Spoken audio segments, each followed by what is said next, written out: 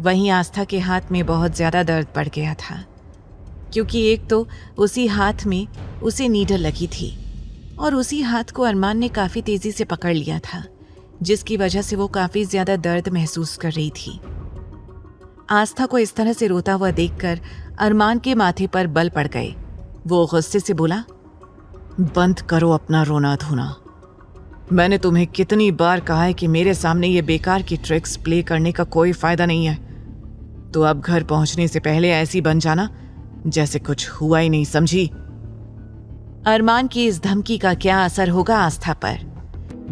आस्था और अरमान सिंघानिया मैंशन से बस कुछ ही दूर थे और आस्था रो रही थी। ये देखकर अरमान ने उसे धमकाते हुए कहा, याद रखना, तुम्हारे आंसुओं से मुझे कोई फर्क नहीं पड़ता है, तो तुम अपना ये रोना धोना बंद करो। अरमान को यही लग रहा था कि अगर दादाजी या किसी और ने आस्था को रोते हुए देख लिया तो आस्था पक्का अपने आंसुओं के जाल में उन्हें फंसाकर कोई नया तमाशा स्टार्ट करेगी, जो वो होने नहीं देना चाहता था। अरमान की बात सुनकर आस्था ने रोना तो बंद कर दिया, लेकिन अब वो सुबकने लगी थी। अरमान इरिटेशन के साथ आगे बोला, मेरी एक बात कान खोल कर सुन लो। आज जो कुछ भी हुआ है उसके बारे में दादाजी को कुछ भी बताने की कोशिश मत करना। आस्था ने एक छोटी बच्ची की तरह अपनी गर्दन हाँ में हिला दी। उसने कोई जवाब नहीं दिया, पर अरमान ये नोटिस कर रहा था कि आस्था उसकी ओर देखने में या उससे बात करने से बच रही थी, या शायद उसे इग्नोर कर रही थी।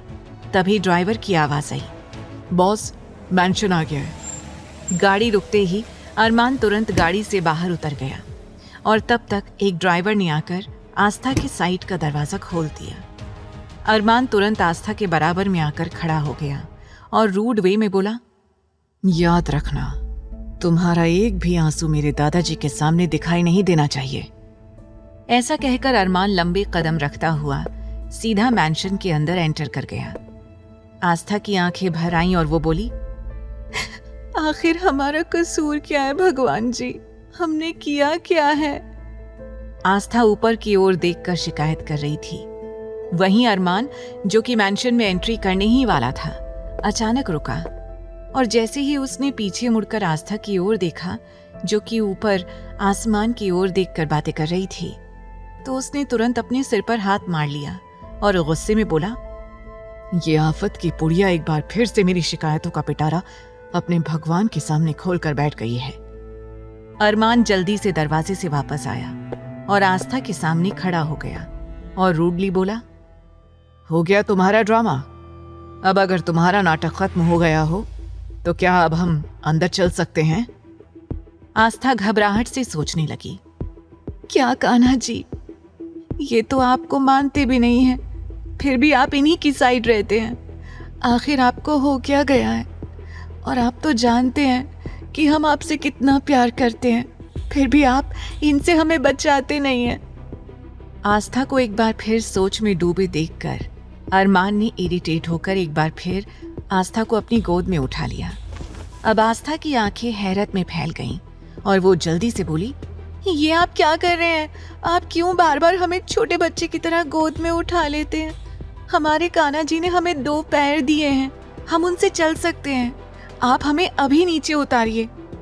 ऐसा कहकर आस्था अरमान से आर्ग्यूमेंट करने लगी, लेकिन अरमान उसकी बातों से और भी ज्यादा इरिटेट हो रहा था और फिर वो बोलने लगा, अगर तुम्हें तुम्हारे भगवान जी ने 2 पैर दिए हैं तो तुम उनका इस्तेमाल करती क्यों नहीं हो? क्या तुम्हें दिखाई नहीं दे रहा है कि मैंशन आ चुका है तो तुम्हें अंदर आना चाहिए, ना कि यहाँ पर खड़े होकर तमाशा करना चाहिए, समझी तुम? अब चुपचाप से मेरे साथ मेरी गोद में ही रहो। ऐसा कहकर अरमान ने आस्था को कसकर पकड़ लिया और उसे लेकर जाने लगा।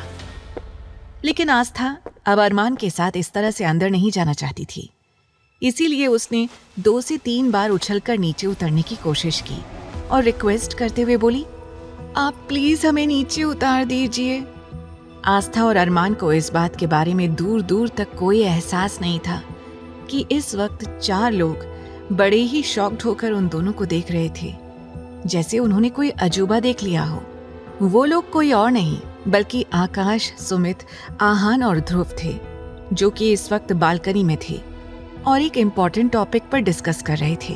लेकिन जैसे ही उनकी नजर आस्था और अरमान पर पड़ी तो चारों हैरानी से उनकी नोकझोंक को देखने लगे।